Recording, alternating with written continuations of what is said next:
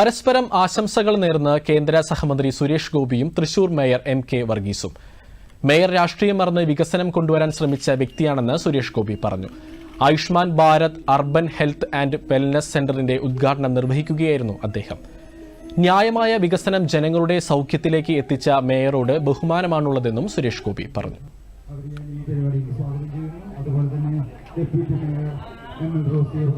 Sprinklers വെച്ച് നമുക്ക് കാലത്തൊരു 3 മണിക്കൂർ, വൈകുന്നേരം ഒരു 3 മണിക്കൂർ ഇട്ടാൽ നമുക്ക് ഇത്രയും മനോഹരിയായി ക്ഷേത്ര മൈതാനത്തെ നിലനിർത്തിയാൽ അതിൽ നിന്നൊരു ചൂടേറ്റ് ജനങ്ങൾക്ക് ദാഹനീരിന് വേണ്ടി ഓടേണ്ട ഒരവസ്ഥ, അവിടെ ഒരു ഇക്കോസിസ്റ്റം നമുക്ക് കൃത്യമായി എടുക്കാൻ സാധിക്കും. ഞാൻ നേരെ ഇതെല്ലാം കഴിഞ്ഞ് വന്ന് ആദ്യമായിട്ട് കാണുന്ന ഒരു വേദിയാണ്. ഞാൻ അങ്ങയോട് അപേക്ഷിക്കുന്നു, ഇതിനെന്തെങ്കിലും ഒരു മാർഗം ഒരു കിട്ടാൻ.